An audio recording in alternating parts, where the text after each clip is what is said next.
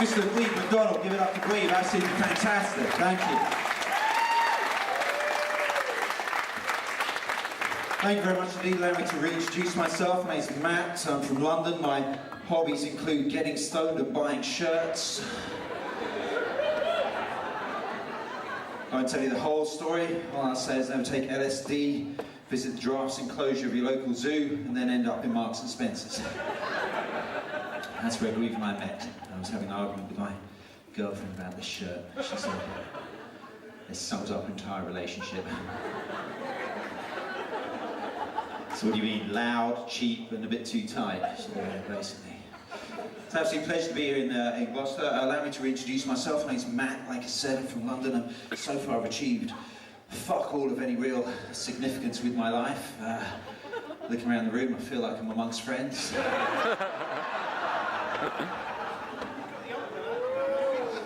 And I want everyone to relax. I want everyone here to relax. The rest of this half an hour of this show, I'm not going to take the piss out of anyone here unless I really have to, for two reasons. Firstly, it's not my style. Secondly, I personally don't like it when people come up and yap into my face and they should be minding their own fucking business. That's why every now and again I like to walk into a shop, go straight up to a sales assistant and say, "Can I help you?"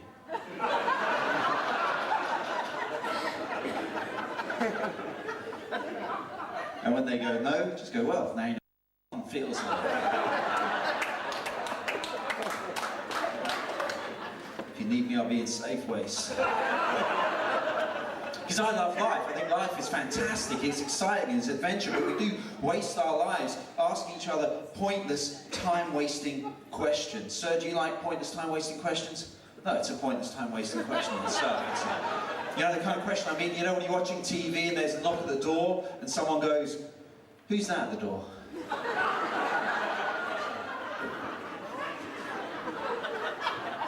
Do you ever think, well, to be honest, it's just too early to tell at this stage. That's why we've got a door. Pointless, time-wasting questions. You know when you're watching TV and the phone rings, and in 2 rings, maximum 2 rings, your loved one will go, "Who could that be?" Who could that be? Well, I'll tell you, that could be any fucker with a phone. That's the purpose of the network. There's 15 phone shops on every bloody high street. That could be any one of 7,000 million people, apart from me or me, unless you're messing around with your mobile underneath the bloody sofa. On that particular occasion, my friend answered the phone, turned out it was me messing around with my mobile. Double bluff, never saw it coming. Then you pick up the phone, obviously not the whole phone, that'd be pointless. Just the receiver. Obviously it transmits as well, otherwise that'd be like a really shitty radio. And get a wrong number, and that should be a really quick conversation. "Steve there, no, you got a wrong number, thanks, goodbye, cheers, that's it, it's over, finish." It's never that quick, is it? No, it gets into a conversation. This happened to me. Ring, ring, yeah, pick up the phone. "Yeah, it's Steve there. No, I think you got a wrong number." This guy goes, "What number is that?" So I said, "What do you want to know for?" It's not like we're getting on very well, is it? You should know what number it is, you just bloody dialed it. What are you doing, collecting wrong numbers? Are you crossing the names of people you don't know out of the phone book? Are you just writing your own phone book from scratch? The point is this, ladies and gentlemen, I didn't actually give him the number. I didn't even say that. I didn't give him the number over the phone. I said this, right? "What number did you think it was?" And leave a little pause. "No, I think you got a wrong number." But I knew anyway it's the wrong number. You know, if he said the same number, I wouldn't go, "Oh, well, we'll have to meet down the pub and reminisce about our entire fucking lives." I thought, why did I say that? You know, someone once said, "You have nothing to fear in life but fear itself." That's a great philosophy. Nothing to fear but fear. That's how I'm going to live my life. Nothing to fear but fear itself. And then someone goes, "What number is that?" "What number do you think it was?" We won't even tell these people the only thing that they already fucking know about us. That is paranoia on our part. How's that going to end? One day you could be waiting at the bus stop, someone comes up to you, "Excuse me, I'm doing a survey, do you mind telling me how tall you are?" "I'm not going to let you find out."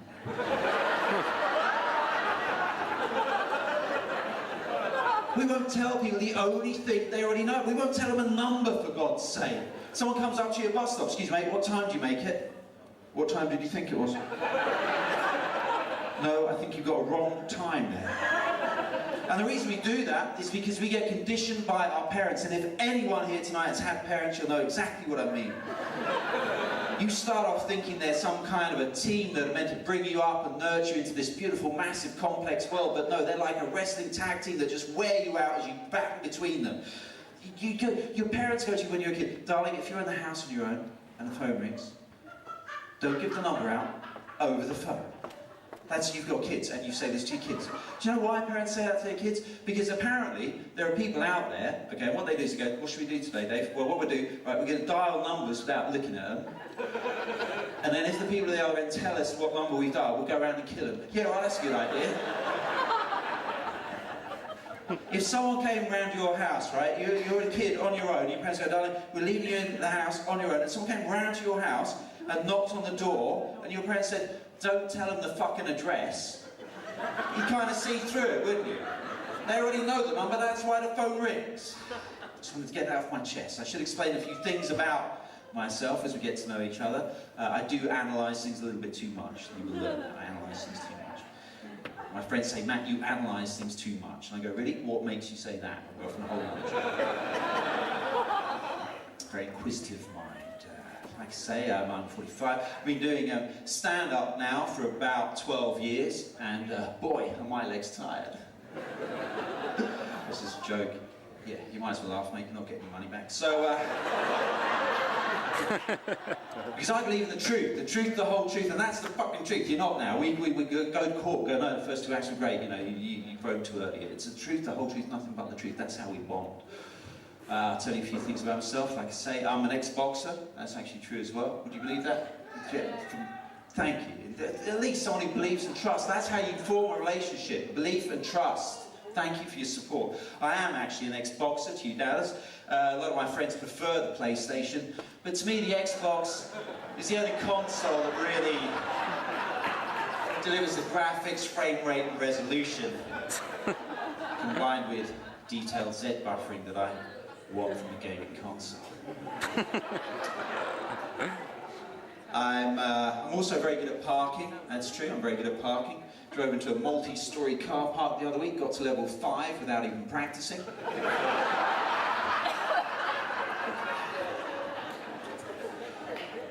I'm a pessimist as well. There's good news and bad news and everything in life. We're always looking for the good, aren't we? We want to find the good, but you've got to take the balance. There's good and there's bad. The bad makes the good makes the bad. Good news and bad news. Bad news is, I am a pessimist. This is inherently, I'm a pessimist, that's the way it is. Good news is, can't see it lasting. Actually went to the doctors, I was so worried about my pessimism. It turns out there's a blood test for pessimism. They've got everything now. Blood test for pessimism. Can you believe that? I've actually got nothing to worry about. I've actually got optimistic blood. Yeah. Be positive.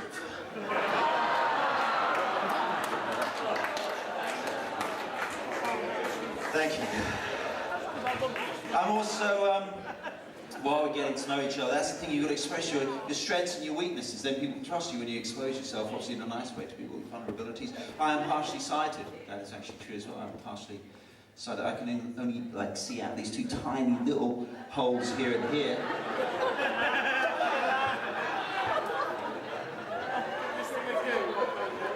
That's just weird when you think about it, isn't it? That is it. You walk around life, yeah, nice, yeah, it's beautiful, oh, big sky, yeah, wonderful. That's it, you can only see out two tiny specks. If you had two little dots here and here, and that was all you could see out, you'd go, my God, it's well, obviously you'd have to go like that in the mirror, but that's it. You get friends go, oh, we're going on holiday, where are you going? We're going to go and see the Grand Canyon. You go, well, you might as well stay at home and look in a wash basin, love, because it's all got to go through those two tiny little holes there. We're all partially sighted. If you were fully sighted, like everywhere, you'd be like, whoa, this is too much. I analyse things too much. What else can I say? I used to be a child. It was a while back, a very difficult childhood. I was always a very young child. Remember when, beg your pardon? You know, you got a nice laugh, but I wouldn't like to shag you around your parents.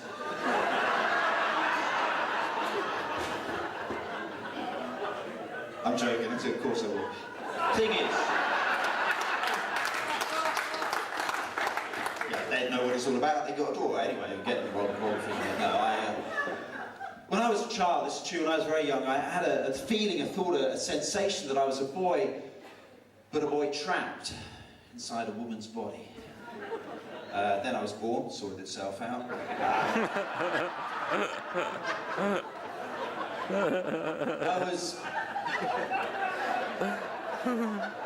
I was separated from my mother at birth.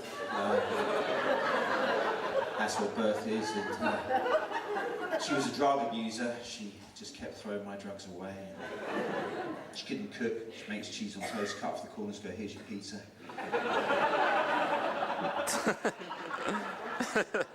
Her idea of making a vegetable chili was putting a carrot in the fridge for a few minutes. My dad was a failed inventor. He had a lot of jobs that didn't work out, you know, pathetic, stupid jobs. He was a cartographer for a while. Just used to take pictures of cars, and he was an orthodontist for a while. He used to write books about teeth, and eventually ended up as a florist, making floors. And he invented one of the world's first electric cars. It's like 40 odd years ago, the first electric car, which was, you know, way ahead of its time. You know, it was beautiful, it was quiet, it was efficient, it didn't pollute the atmosphere, but unfortunately you needed an extension lead to get to the shops. And then he made a typewriter which was specially designed for dyslexic people, because I'm actually dyslexic myself. Which is, you know, you can laugh. There are two main reasons why anyone here tonight could be dyslexic, right? Apparently, A, you can inherit it genetically from your own parents, and F, it can just happen to you. Right, that's three reasons. But the point is that I can laugh as well now, and could. A lot of people here can be dyslexic without even knowing it, because what people don't realise is that dyslexia can be caused by nothing more significant than a minute microscopic genetic flaw in an individual piece of someone's and. Sorry, DNA. No, you're laughing at me now, but we're going to laugh with each other. A lot of people here can be dyslexic without even knowing it, alright? So, what's your name if you don't mind me asking? Brett, sorry Brett. I spell it with because it's English, it's a very tricky language, that's what I'm saying, it's complicated. You know, have you ever wondered why the word stutter has got 3 T's in it? That's not nice, what's wrong with you? I've got a alright, I ain't got a fucking night. It's just a complicated language. We're born into it. Why has Lisp got an S in it? That's not fair, is it? What's wrong with you? I've got a... Well, no, I'm just saying, why don't they spell it L-I-T-H-P and give the fuckers a rest? You know what I mean? What's wrong with you? I've got a lisp. Oh, you said that perfectly, you know. But it's just complicated. A lot of words in the English language, this is a weird thing, are made up of 2 words, but because we use them every day, we don't see it. Like football, fireplace, eyelid, and eat. I mean, they're not obviously eyelids, are they? They're more like blinds if they were lids.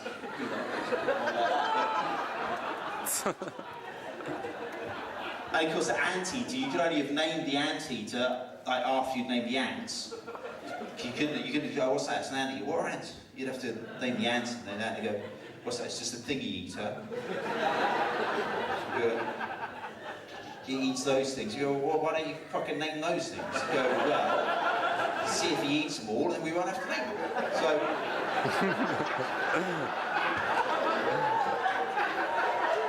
I analyse things a bit too much and learn that as we go along. That's some words. I mean, some words are made up of swear words, and that's the truth, right? But because we use these words every day, we don't even see the connection. You get blind to what you're saying. That's the weirdest thing. I mean, I'll give you an example. Come, not a word I would use unless it was necessary for a joke. That's the way it is. Come, it's a very rude word. Anus, not a word I would use as well. These are words that we wouldn't usually use in conversation, but if you put them together, what do you get? Containers.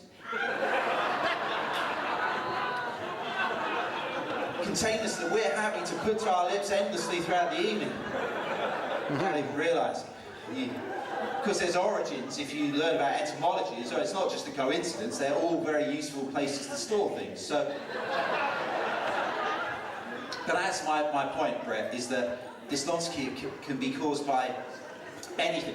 You might be, without even knowing, I've actually developed a test to discover whether someone has this affliction or not, right? And it's you're familiar with the multiple choice format of questions? Excellent, all right. It's very simple. I don't want to embarrass you in front of everyone here. Brett, what is the third letter of the alphabet? Is it A, B, B, C, or C, A? A, I'm afraid, is B. Correct answer is B, C. A lot of people say C, which is A. Complete silence. If you want, Brett, I will re-explain that to you, but if you are honest, that means that you will have to talk to your workmates on Monday and explain that you did get a multiple choice question on the third letter of the alphabet wrong, and have to have it explained to you.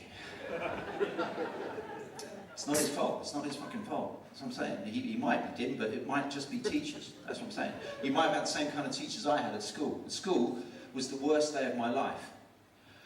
I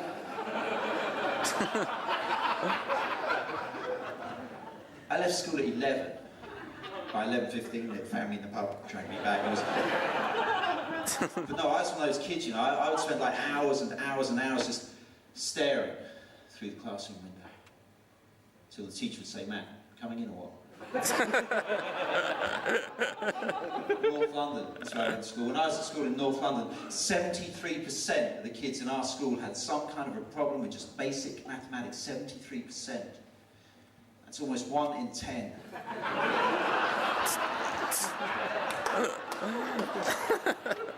I blame the weird teaching methods, you know.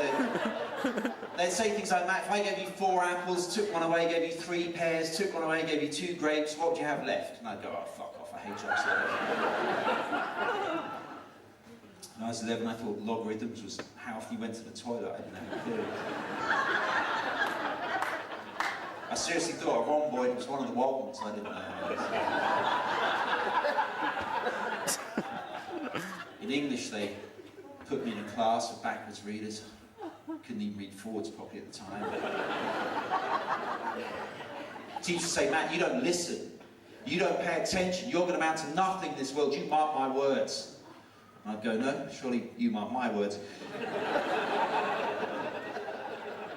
And I was trying to learn, like Brett, I was trying to learn, but just, you know, they didn't help you, they embarrass you. You get a problem with the homework, they embarrass you in front of the whole class. Any problem with the homework? Yeah, I don't understand this bit, right?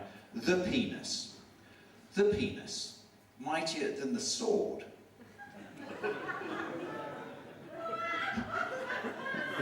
As you guys know, Matt, I think you'll find the pen is.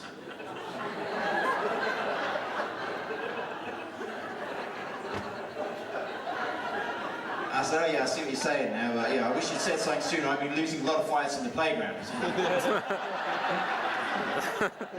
That's what I mean. You ask your parents and your teachers and your adults for help. They don't always help you, do. Yeah, any problem with the homework? Go, oh, this is years ago. Yeah, I don't know how to spell this word. What word? And they wouldn't tell you how to spell the word. They would just embarrass you in front of the whole class. You know, you go, Constantinople. Oh, it's easy, man. It's Constantinople. And I go, I don't think you understand, miss. I need to know how to spell this word, not how to say it to a fucking moron. So I took the piss, that's the thing. As a kid, you know, if you ever lost something when you were a kid and you ask your parents for help finding it, and they don't help you, do they? Just fuck you around with questions. I go, I lost my trainers when I go, Mum, I looked upstairs, downstairs, inside, outside, definitely lost. She goes, where were you when you last saw them? Well, Mum, do you know what lost fucking means? It's shorthand for I can't remember where I was when I last saw them, or someone's nicked them. And that's the thing with the teachers, you end up winding them up because they wind you up. I used to turn up late deliberately for lessons. I used to turn up late for the history lessons. The teacher would say, what time do you call this to Anne Boleyn? Well, she didn't say to Anne Boleyn, because Anne Boleyn died in the Great Fire of London in 1066, but... And then I turn up late for the physics lessons, but that was kind of deliberate. You know, sometimes you do it deliberately. So I just turn up a little bit later each week, a little bit, 5 minutes later, 5 minutes later, until halfway through the year, I was turning up halfway through the lesson. And the physics teacher would go, Matt, you turn up halfway through the lesson. I went, what's going on? I said, well, you know, it's your fault. He said, what do you mean? I said, well, you know, at the beginning of the year, when you told us that the universe was constantly expanding, I went, yeah. I said, well, it's taken me longer to get in.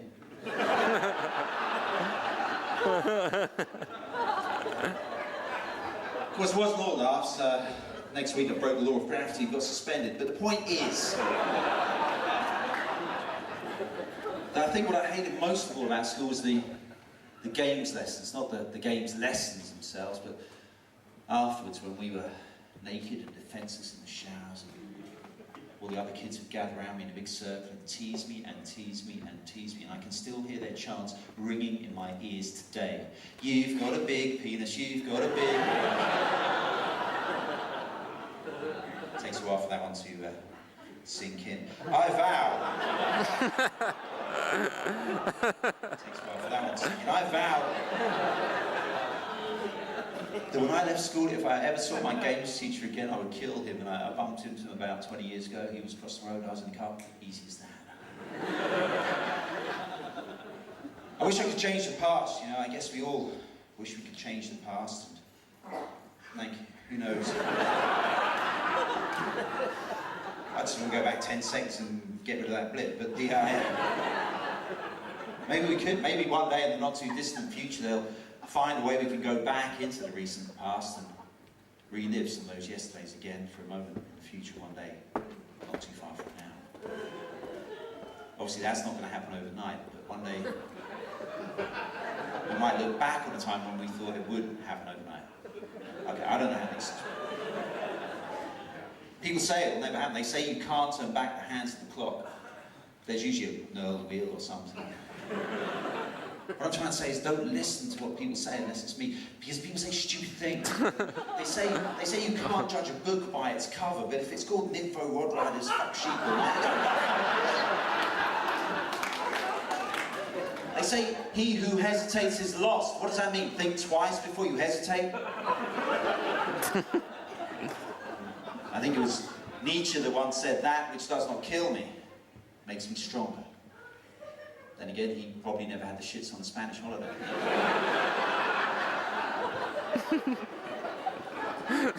They say you reap what you sow, but I buried 3 kittens last year and so far nothing.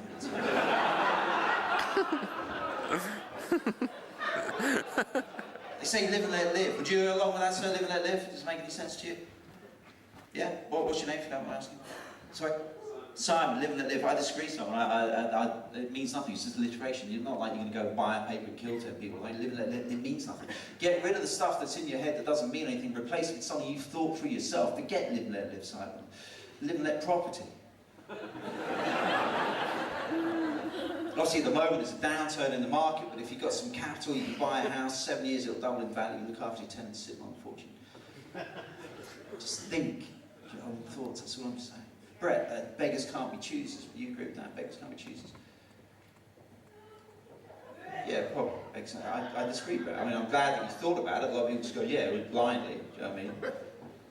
I disagree. I think beggars can't be choosers. I think beggars can choose when they beg, where they beg, how long they beg for, and what they spend the money to get begging on. It's a lot of choices just for a beggar, and if beggars have got that many choices, and I'm not having a go at beggars, I think beggars are doing the best they can with the information available to them. If even beggars have choice, that means that every single one of you in this room, including myself, have more choices than we can ever see, but we don't usually see them. People say, why have you got that shitty job? Beggars can't be choosers. Why have you got that crappy car? Beggars can't be choosers. Or why are you looking at that crappy flat? Even beggars can be choosers. You get a job, the rubbish from your mind, that's all I'm saying. Beggars can't be fighter pilots.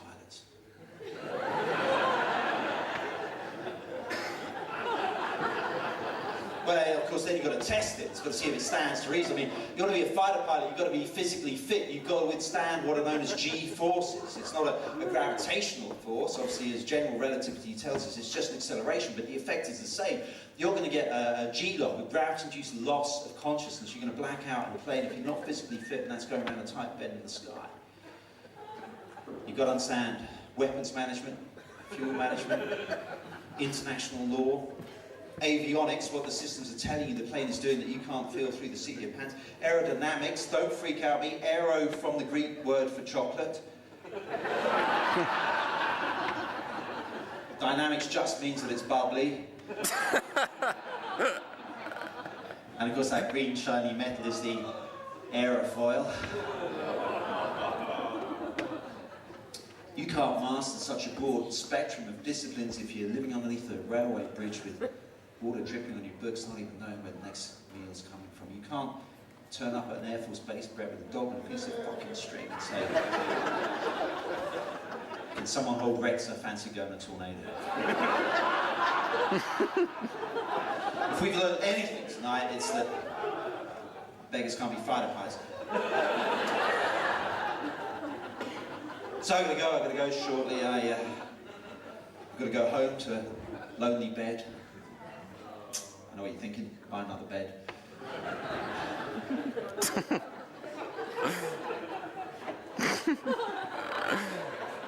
You can laugh, I'm single now. I split up with my last girlfriend, or case number 12 as I call her. Beautiful girl, beautiful hourglass figure, very big ears. She was a trophy girlfriend, really.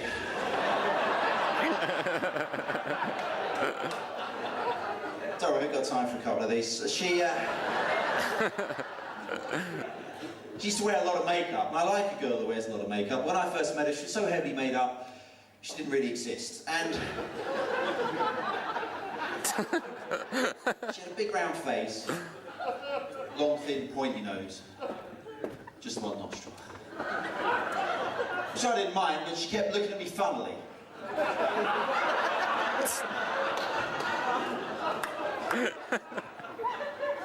But the problem with that relationship is that I, like most of the men here tonight, I was basically just too honest. Exactly. So, remember, once as we'd finished making love, as she was loosening the straps, I got off the radiator, I kicked off the roller skates, took the stuffed toy from my mouth. And she said, Matt, you know, be honest, when we make love, do you ever think of anyone else? And I said, no, always think of myself.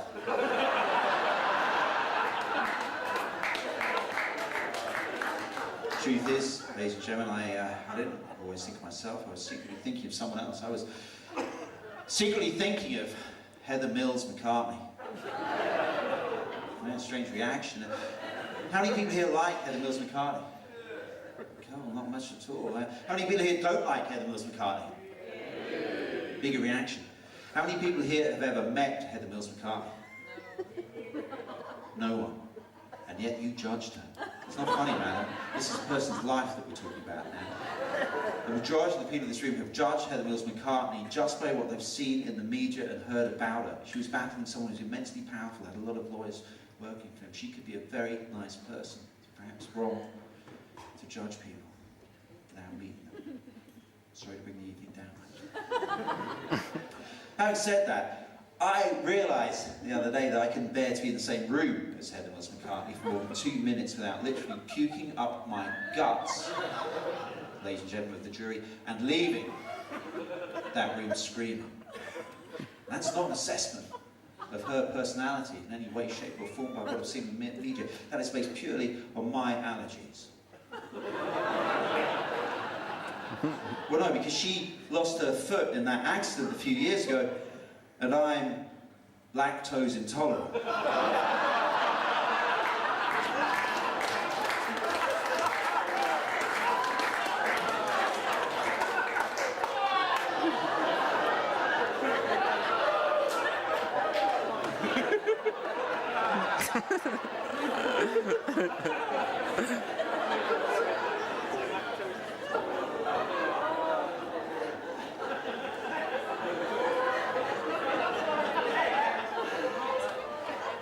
Kind of hard to hear the same reaction to a gag anywhere else in the world, isn't it?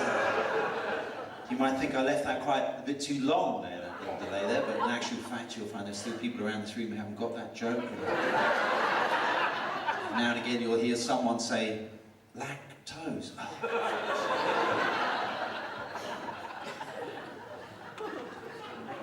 See what I'm saying?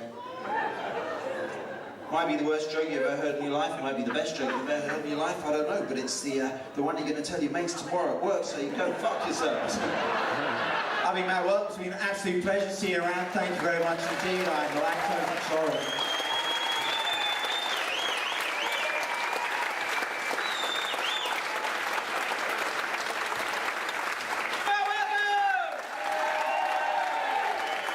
Fantastic stuff. Have you had a good night, ladies and gentlemen? No cameras, no cameras. The light is on too, so do keep supporting the club and please give up the action. So first episode, Top Round! Perfect. As it just finished. Yeah, perfect. I sensed the tape was running out. It was perfect. Wrap it up then.